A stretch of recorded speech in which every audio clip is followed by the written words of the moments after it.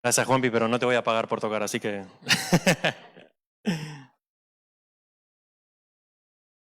Bueno, siguiendo con el anuncio de las Olimpiadas, el año pasado fue la primera vez que fuimos, que participamos como iglesia.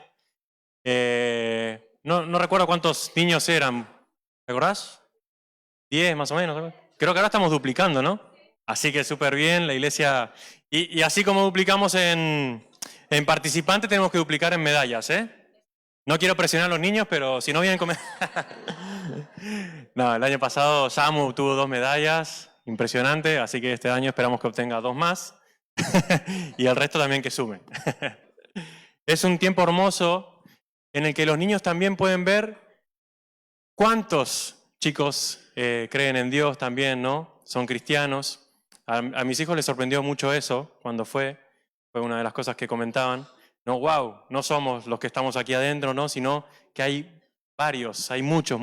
El estadio estaba lleno de niños, participantes, de hermanos apoyando y haciendo esto tan lindo.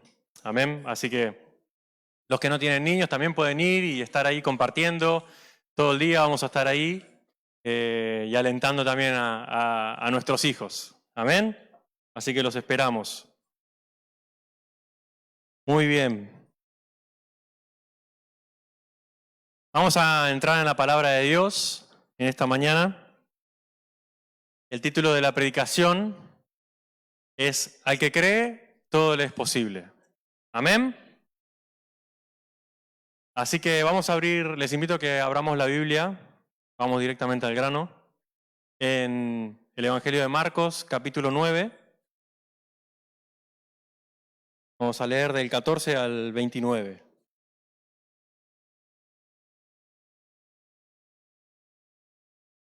¿Estamos listos? Yo lo voy a leer en una versión que es La Palabra, se llama. Me gusta mucho. Ustedes lo pueden seguir en la que tengan, ¿vale? Dice el título, Curación de un muchacho poseído por el demonio. Y empieza así.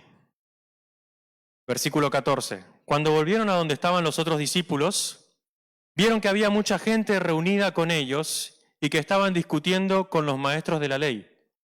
Al ver a Jesús, la gente se quedó sorprendida y corriendo todos a saludarlo, Jesús preguntó a sus discípulos, ¿de qué estáis discutiendo con ellos?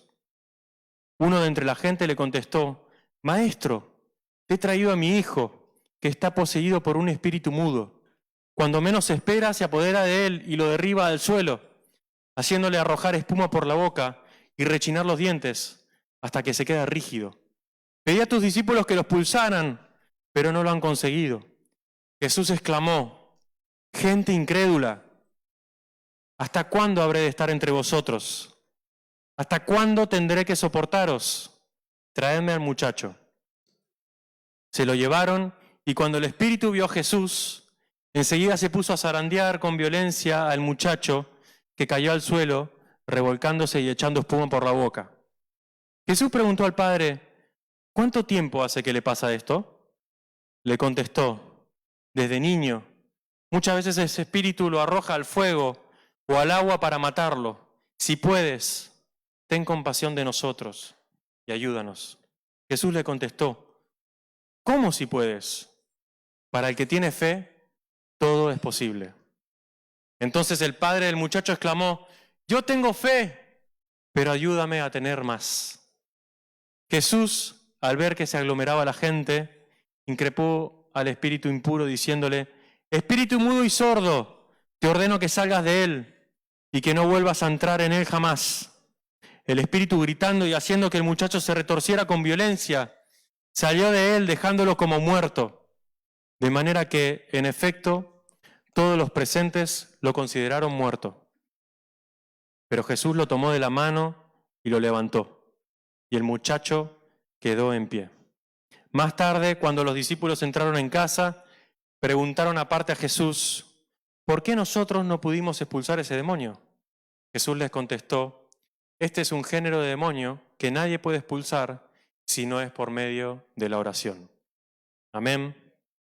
Hasta aquí la palabra de Dios. Ténganlo, iba a decir la Biblia abierta, pero bueno, no bloqueen la pantalla, pero no cierren la aplicación, hagan como quieran. Pero lo vamos a usar. Vamos a seguir otra vez leyendo estos versículos, este pasaje. Esta historia, este pasaje podemos encontrarlo también en el Evangelio de Mateo, capítulo 17, versículos 14 al 21, para los que quieran anotar. Y en Lucas también, Evangelio de Lucas, capítulo 9, versículos del 37 al 43. Les invito a que puedan leerlo después en sus casas. Y así como esta historia se repite en otros evangelios, hay muchas historias en los evangelios que no solo se relatan uno, sino que en varios. Y es bueno poder leerlos en todos porque nos ofrecen diferentes puntos de vista que nos permiten enriquecer la narrativa. De aquí yo he sacado cosas que en el Evangelio de Marcos, ahora que hemos leído, no estaban, pero sí estaba en el de Lucas, por ejemplo. Así que les invito que cada vez que lean un pasaje del Evangelio, que miren a ver si también hay en otro de los Evangelios. Amén. Por ejemplo, en Lucas dice, empieza narrando esta historia diciendo que bajando del monte. Y es que inmediatamente en los versículos anteriores, en los 3 evangelios, en Mateo, en Marcos y en Lucas, vemos a Jesús que está en el monte junto con 3 discípulos, con Pedro, con Jacobo y con Juan. Y estos 3 discípulos vieron en el monte a Jesús transfigurarse, cambiar su rostro y su ropa volverse de una blancura resplandeciente, dice la Biblia. También allí vieron a Moisés y a Elías, y dice literalmente, los cuales, envueltos en un resplandor glorioso, hablaban con Jesús de lo que estaba a punto de sucederle en Jerusalén. Es en este pasaje donde Pedro propone hacer las 3 enramadas, que muchos conocemos, una para Jesús, otra para Moisés y otra para Elías, ¿no? Y en ese momento, sin saber lo que decía, dice la palabra de Dios, sin saber lo que decía Pedro, se pronunciaron unas palabras que salían de una nube diciendo, este es mi hijo amado, mi hijo elegido, escuchadlo, ¿no? Y aquí vemos cómo Dios estaba dando la autoridad a Jesús por encima de la ley y de los profetas, representada en Moisés y en Elías, respectivamente. ¿Amén? Así que esto sería como antecedente. Volvemos con el pasaje. Dice que al llegar con el resto de los discípulos bajando del monte, Jesús se encuentra a estos, al resto de los discípulos, rodeados de mucha gente y estaban discutiendo con los maestros de la ley. Hacemos un paréntesis y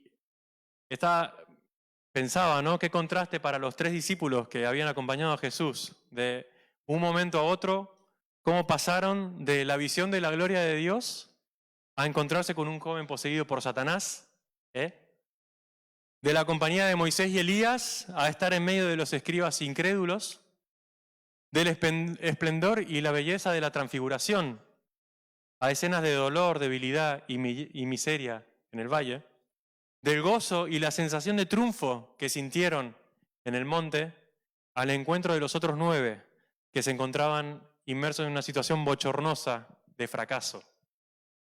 Qué bajón, ¿no? Como decimos en Argentina. Eso sí que bajar del monte al valle, literal. Qué terrible.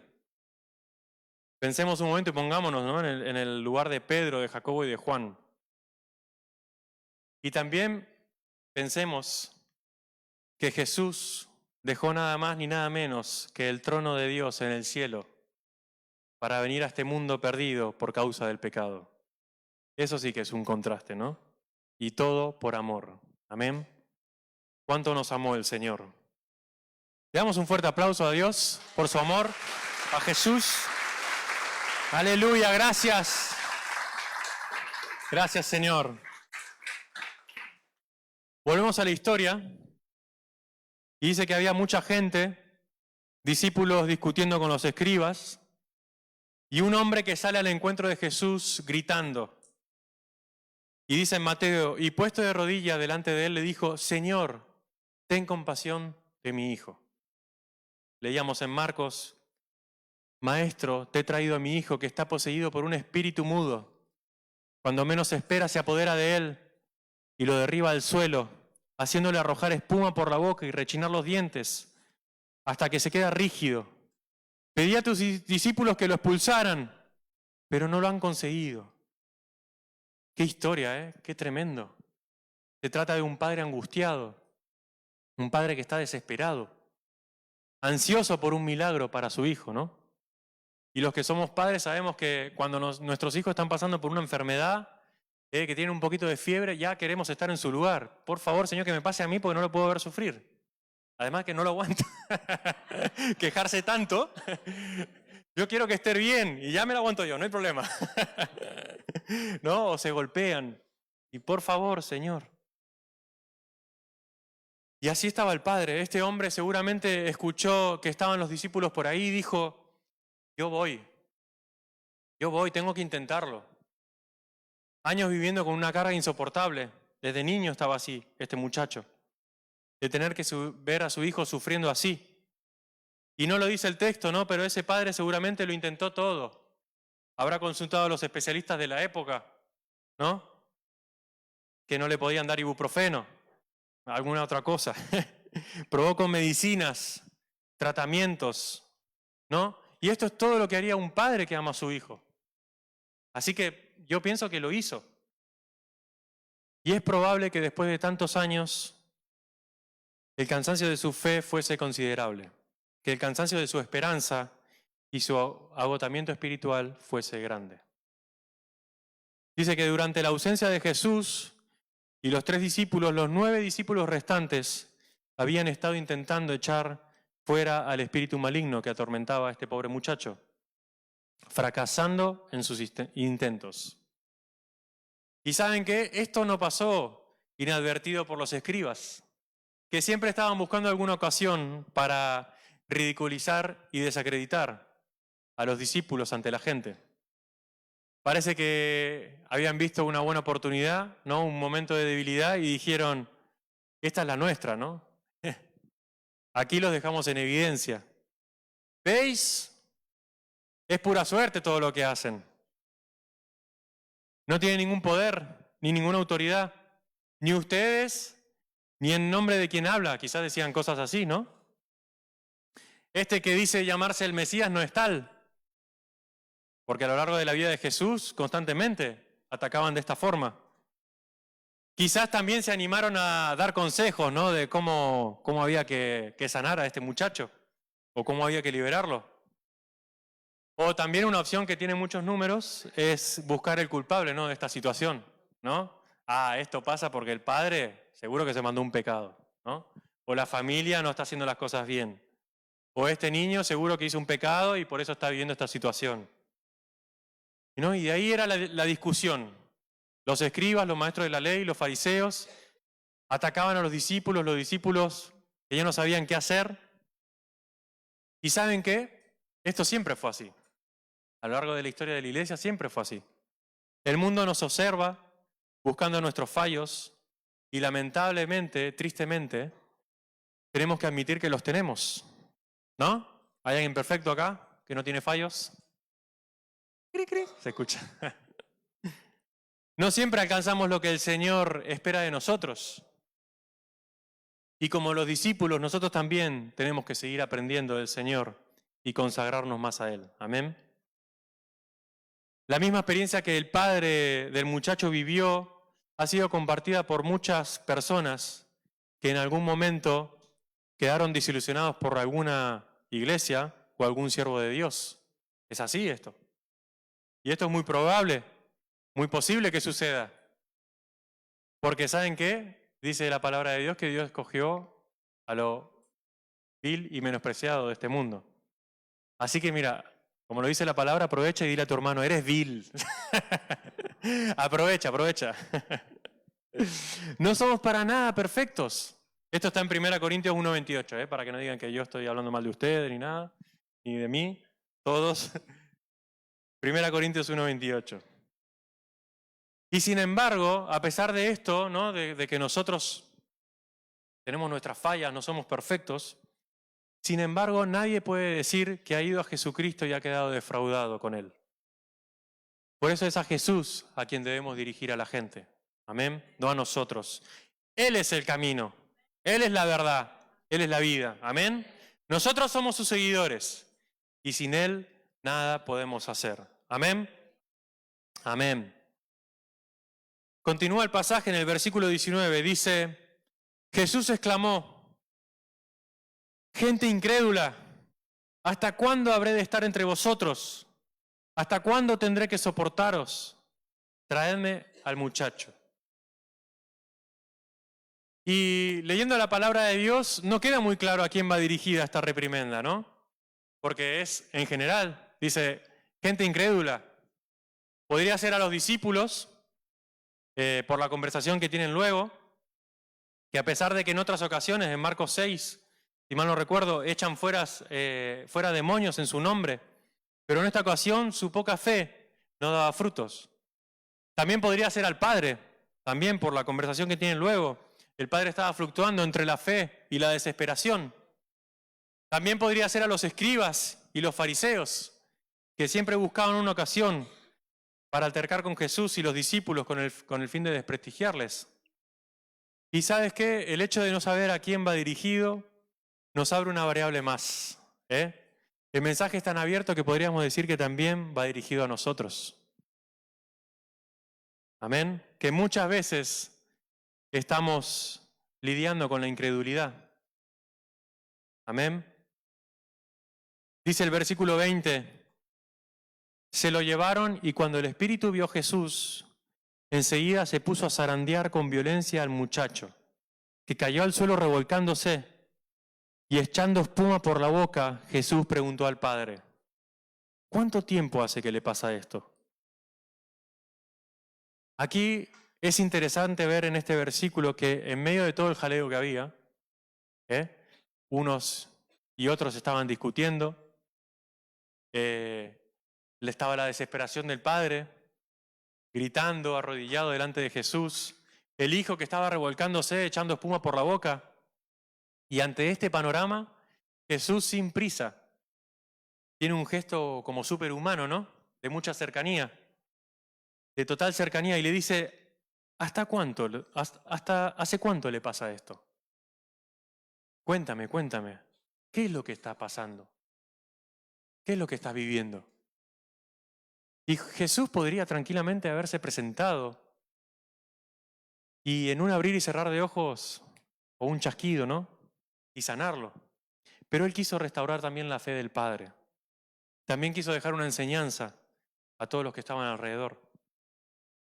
Y con nosotros es así. Dios no es un Dios distante, no es un Dios frío. Él quiere que podamos tener una relación de cercanía con Él. Amén. Su objetivo es que podamos avanzar en nuestra relación con Él, ¿no? Empezamos siendo hijos, luego pasamos a ser discípulos, luego siervos, luego amigos. Y Dios quiere que terminemos siendo amados de Él. Amén. Continúa el pasaje y el padre le contestó, desde niño, muchas veces ese espíritu lo arroja al fuego o al agua para matarlo. Si puedes, ten compasión de nosotros y ayúdanos. ¿Cómo si puedes? Le contestó Jesús. Para el que tiene fe, todo es posible. Amén.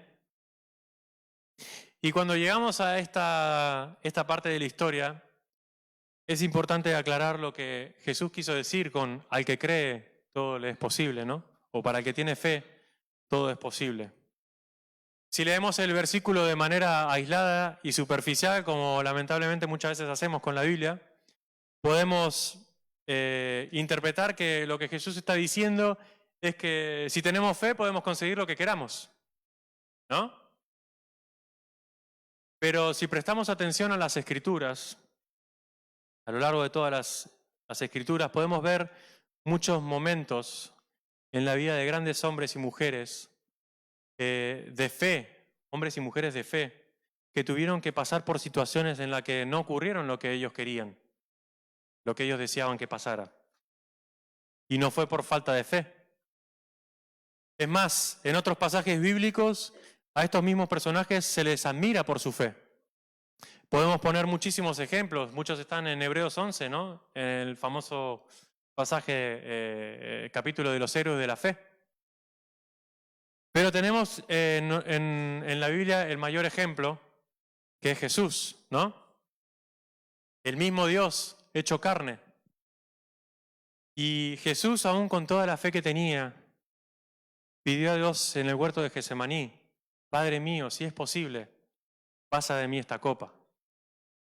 pero no pasó. La voluntad de Dios era otro, ¿no?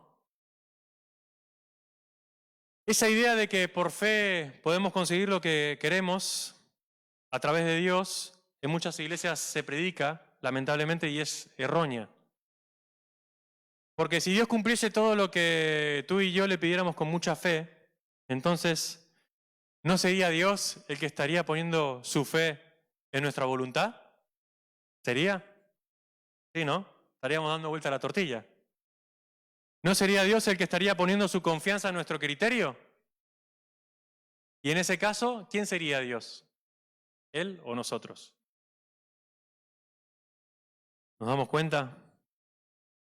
Entonces, ¿qué significa que para el que tiene fe todo es posible, ¿no? ¿Qué quiso decir Jesús? Y aquí está el kit de la cuestión, ¿no?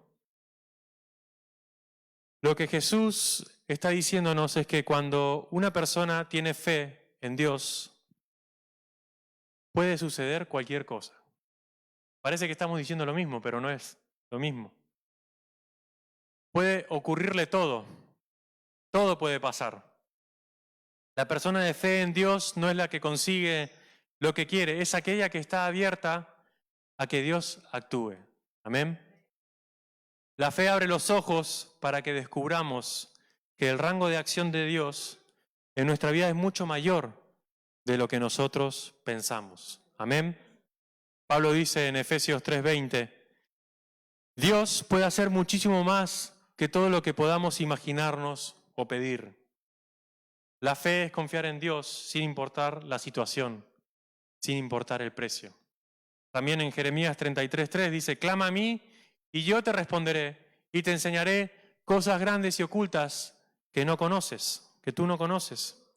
Cuando clamamos, cuando pedimos y nos humillamos, es decir, que reconocemos que solo Él es Dios, Él responde y todo es posible. Amén. Incluso cosas más grandes y ocultas que no imaginamos y pueden ocurrir. Amén. Así que la fe es creer que todo puede pasar. Amén. Todo. Aún lo que quiero que pase como lo que no. Es lo que Dios en su buena voluntad tiene destinado a hacer. Amén. Versículo 24 dice, entonces el padre del muchacho exclamó, yo tengo fe, pero ayúdame a tener más. Yo tengo fe, pero ayúdame a tener más. Y la vida está llena de desafíos que ponen a prueba nuestra fe. Amén. Todos podemos dar testimonio de eso, ¿no? O todos viven, o hay alguien que vive una vida de rosas, ¿no? Como dice el dicho. No, ¿no? A veces nos enfrentamos a situaciones que parecen dominar nuestra fe. Y parece que no tenemos suficiente fe para seguir en ese momento. Pero como el padre del muchacho poseído, podemos llevar nuestras dudas y luchas a Jesús pidiéndole que nos ayude a creer. Amén. Y eso es lo que Dios quiere. Cuando estemos en estas situaciones, que podamos pedirle, Señor, dame más fe. Amén. La fe es el reconocimiento de nuestra insuficiencia y lo que permite que Dios actúe en nuestras vidas. Amén. Con nuestras propias fuerzas y con nuestra fe no podemos hacer nada, pero con las fuerzas y la fe que proviene de Dios podemos llegar a lograr aquello para lo que Dios nos ha llamado. Amén. Amén. Dice 2 Corintios capítulo 2, 12, sí, versículo 9. Y el Señor le dice a Pablo aquí, bástate mi gracia, porque mi poder se perfecciona en la debilidad. Por tanto, dice Pablo, de buena gana me gloriaré más bien en mis debilidades, para que repose sobre mí el poder de Cristo. Amén. Y Dios se glorifica a nosotros cuando nos acercamos a Él y le decimos, Señor, tengo fe, pero no es suficiente para el momento que tengo que enfrentar. Al reconocer nuestras debilidades, nos fortalecemos en Él. Amén. Aleluya. Permiso, me estoy quedando con la garganta seca.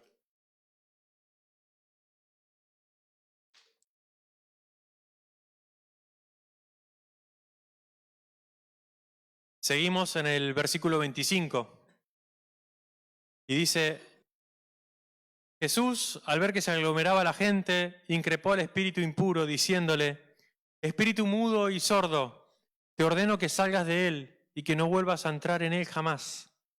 El espíritu, gritando y haciendo que el muchacho se retorciera con violencia, salió de él dejándolo como muerto. De manera que en efecto todos los presentes lo consideraron muerto. Pero Jesús lo tomó de la mano y lo levantó. Y el muchacho quedó en pie. Más tarde, cuando los discípulos entraron en casa, preguntaron aparte a Jesús, ¿por qué nosotros no pudimos expulsar ese demonio? Jesús les contestó, este es un género de demonio que nadie puede expulsar si no es por medio de la oración. Hay otras versiones que dicen de la oración y el ayuno. Y en la NBI también dice, esta clase de demonio solo puede ser expulsada a fuerza de oración. Jesús da a entender que la falta de fe tiene que ver con la falta de oración, ¿no? Los discípulos quisieron actuar con sus propios medios, confiaron en sus éxitos del pasado. Como les decía en Marcos 6, ya habían echado fuera demonios y se ve que venían un poco agrandados, no sé, dijeron, bueno, seguimos con la misma, si ya lo hicimos, continuamos. Pero como consecuencia de esto no recurrieron a Cristo. Quisieron vivir de las rentas, ¿no? Como se dice muchas veces, del trabajo ya hecho, ¿no? Y a menudo esto nos pasa a nosotros también. Hemos convertido la fe en una especie de fuerza interior, de positivismo, ¿no? De confianza en mí mismo. Pero Jesús nos dice que oremos. En realidad, la historia de los discípulos y la nuestra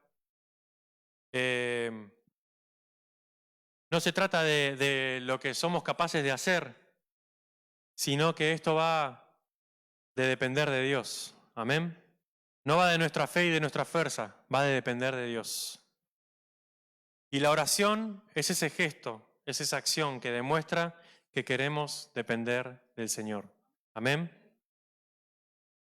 Todo intento de servicio al Señor, sin tener una comunión constante con Él, acabará siendo estéril y en vano. Dice Juan 15:5, separados de mí, nada podéis hacer. Así que si no estamos en comunión, completa comunión con Él, nada vamos a poder hacer.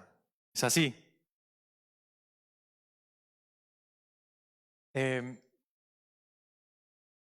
Ahora bien, la cantidad de fe que tenemos nosotros no está prefijada antes de nacer. A ver si me explico. No es que tenemos en una escala de 1 a 10, bueno, Gustavo, nuestro hermano Gustavo, nació con 9 de fe, un 90%, está bien, así que le da para tener una comunión con el Señor, orar todos los días, sanar enfermos. Impresionante, ¿no? Y el resto, pues con un 20%, 2 de 10, ¿no? Y bueno, nos da para orar por la comida, de vez en cuando orar por aparcamiento, ¿no? Y ya está. No, no es así.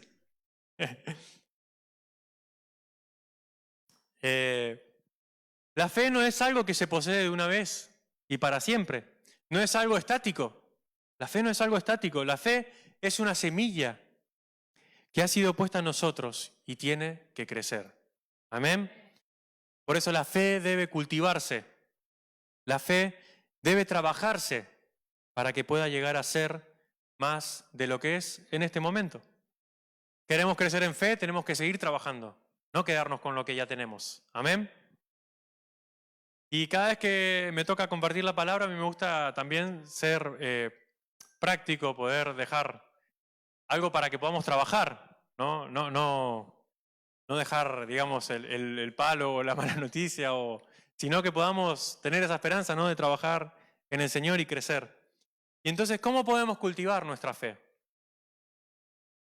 La primera es mediante la oración y el ayuno, ¿no?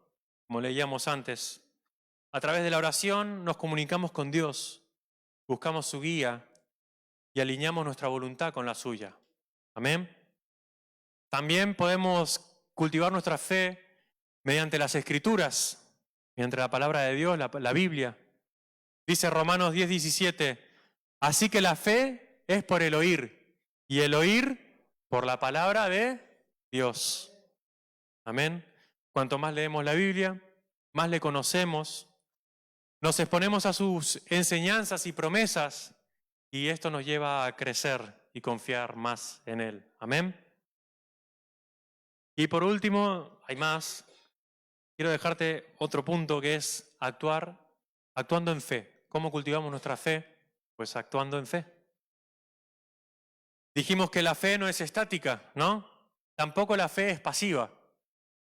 La fe requiere acción. Santiago 2:17 dice, así también la fe, si no tiene obras, es muerta en sí misma.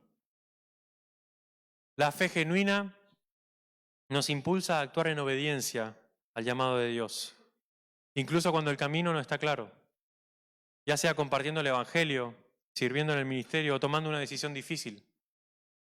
Estamos llamados a actuar en fe. Amén. Confiando en que es Dios el que proveerá y nos guiará. Amén. Y cada paso que debamos dar, dependeremos de Él. Amén. Así que mediante la oración y el ayuno, mediante las Escrituras y actuando en fe. Amén. Hoy en día, para finalizar, estamos terminando ya, hoy en día se nos quiere hacer creer que una persona espiritual es una persona autosuficiente, ¿no? Está en un periodo de madurez espiritual que le permite tomar sus propias decisiones, ya como que va por solitario, autónomo, va por libre. Es espiritual, entonces lo tiene claro, ¿no? Pero es todo lo contrario. La fe real en Jesús nos transforma en personas más dependientes de Dios. Amén. ¿Queremos aumentar nuestra fe? Tenemos que depender más de Él. Amén. Y para finalizar me gustaría mencionarte una frase que leí en un reel era. Estaba pasando, creo que tenemos un minuto libre, estaba pasando en Instagram y hay un pastor que me gusta, que lo sigo, ya lo mencioné alguna vez, en una iglesia en Valencia, la parroquia. Lo conozco de hace mucho porque, no personalmente, ¿no? Pero él no me conoce a mí, yo lo conozco a él. Porque tiene un grupo de hip hop que se llama Praxis y ahora es pastor, bueno, hace ya unos cuantos años. Y dice, no oramos para un día no tener que depender más de Dios y tener nuestra propia gasolina. Oramos para ser más dependientes de Dios y por lo tanto ser más pendientes de los demás. Amén. Amén. Así que hasta aquí la palabra de Dios. Aleluya.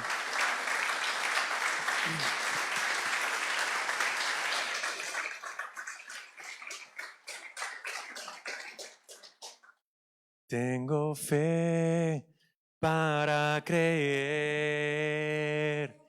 en lo que vendrá, en lo que ya fue. Tengo fe para creer. ¿Podemos ponernos de pie? Hoy camino confiado, Cristo ha ganado el